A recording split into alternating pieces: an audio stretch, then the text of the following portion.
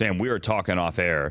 Actually, I take that back. You and I mentioned the Texans, but Chris and I, Brockman yesterday, were texting in the afternoon about CJ Stroud. There's this great soundbite when he was on the podium yesterday where he was explaining the go-ahead touchdown. They ended up losing, but the go-ahead touchdown that he threw to Dalton Schultz last week in their game against the Falcons, and how he recognized a coverage when they were on the sideline, and that he thought they might get that coverage, and in the huddle, he kind of just tried to explain to Dalton Schultz what he wanted him to do, and Schultz kind of looked at him and finally said, okay, no, I got it. We're on the same page. In other words, he drew it up in the huddle in the dirt and threw the touchdown. And the way he told the story and the way that he clearly is so confidently leading this team, it passes the eye test. But the numbers tell us that he is coming out of the gate, Sam, and playing as well as any rookie quarterback, I don't want to say ever, but, I mean, that's part of the conversation, isn't it?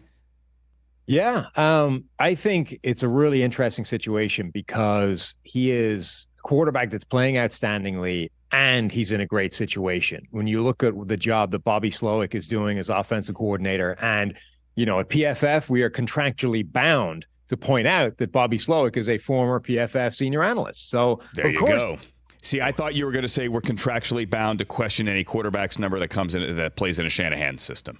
Well, that too. Okay. That's what we get to that, right? So PFF Bobby, as he is known, is doing a spectacular job bringing that Shanahan system over there, and it's having that impact on CJ Stroud. But just like the Brock Purdy thing, it's not to diminish what Purdy or CJ Stroud is doing. They are executing their job, and they're bringing value to the table, and you can see that with Stroud on plays like that. Like, it's a great play from Stroud, and even if you watch that play happen, he recognizes pressure. He fades away from the pressure in the pocket. You know, he delivers the ball perfectly. He keeps his eyes away from where he wants to go to make sure the secondary can't get over there. Like, Stroud made that happen, even independent of sort of drawing it up in the huddle.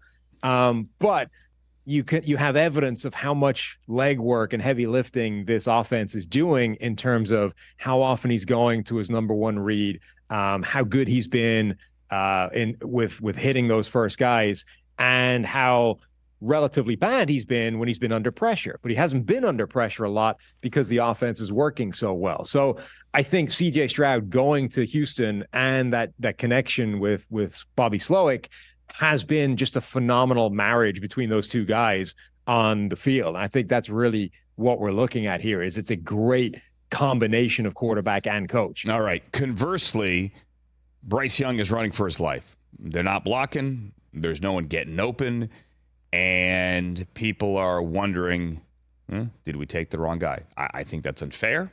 Consider what's around him. It's only a month, but Sam Monson, PFF, what do the numbers tell us about Bryce Young? Yeah, it's the other end of the spectrum, right? It's everything is bad. The pass protection has been atrocious in Carolina. They've been one of the worst couple of offensive lines in the NFL.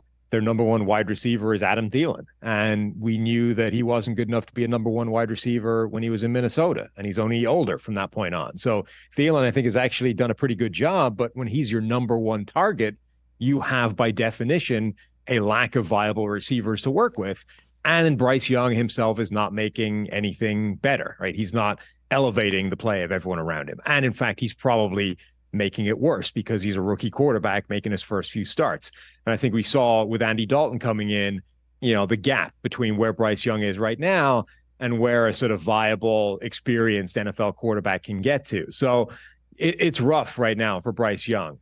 But you're right. It's too early to write him off and say, this is who he is. He's not going to be a guy going forward. Jared Goff had one of the worst rookie seasons of any quarterback you can think of. Right now, I don't know if there's a quarterback in the NFL playing better than Jared Goff is right now. So even if this doesn't get any better for Bryce Young this season, it doesn't mean to say that he's not going to be the guy. It's a tough spot for Carolina, and they don't have the help around him. Catch the Rich Eisen Show every single day on the Roku channel, 12 to 3 Eastern, for free.